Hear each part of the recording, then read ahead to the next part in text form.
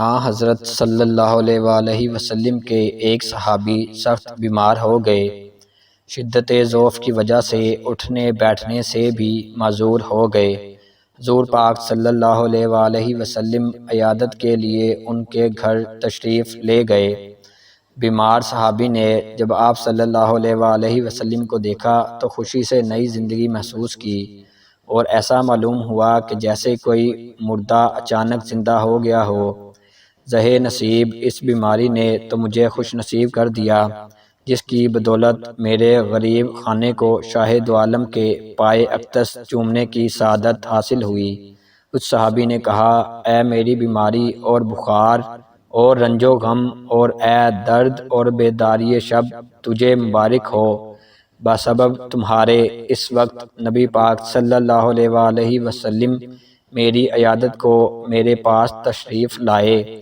جب آپ صلی اللہ علیہ وآلہ وسلم ان کی عیادت سے فارغ ہوئے تو آپ صلی اللہ علیہ وآلہ وسلم نے ارشاد فرمایا، تمہیں کچھ یاد ہے کہ تم نے حالت صحت میں کوئی نامناسب دعا مانگی ہو؟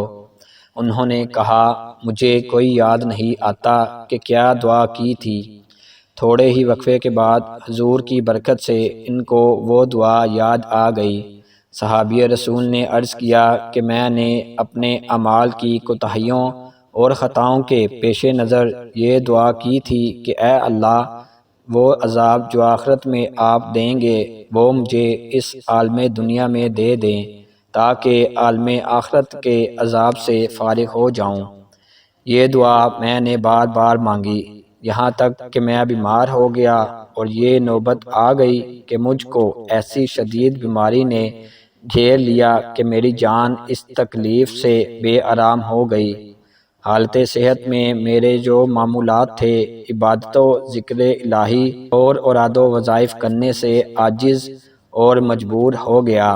برے بھلے اپنے بیگانے سب فراموش ہو گئے۔ اب اگر آپ کا روئے اقدس نہ دیکھتا تو بس میرا کام تمام ہو چکا تھا۔ آپ کے لطف و کرم اور غم خاری نے مجھ کو دوبارہ زندہ کر دیا ہے۔ اس مضمون دعا کو رسول اللہ صلی اللہ علیہ وآلہ وسلم نے سن کر ناراضگی کا اظہار فرمایا اور منع فرمایا کہ آئندہ ایسی نامناسب دعا مت کرنا۔ یہ آداب بندگی کے خلاف ہے کہ انسان اپنے مولا سے بلا و عذاب طلب کرے۔ انسان تو ایک کمزور چیونٹی کی مانند ہے، اس میں یہ طاقت کہاں کہ آزمائش کا اتنا پہاڑ اٹھا سکے۔ صحابی نے عرض کی، اے شاہ دو عالم صلی اللہ علیہ وآلہ وسلم، میری ہزار بار توبہ کہ آئندہ کبھی ایسی بات زباں پر لاؤں۔ حضور، میرے ماں باپ آپ صلی اللہ علیہ وآلہ وسلم پر قربان، اب آئندہ کے لیے میری رہنمائی فرمائے۔ آپ نے اس کو نصیحت فرمائی، اللہم ربنا آتنا فی دار دنیا حسن و آتنا فی دار عقبانا حسن۔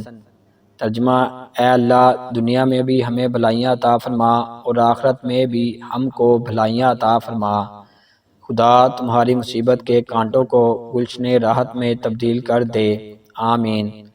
درس حیات، خدا کی طرف سے عطا شدہ نعمتوں کی ناشکری کرنے سے اللہ تعالیٰ اور اس کا رسول صلی اللہ علیہ وآلہ وسلم ناراض ہوتے ہیں۔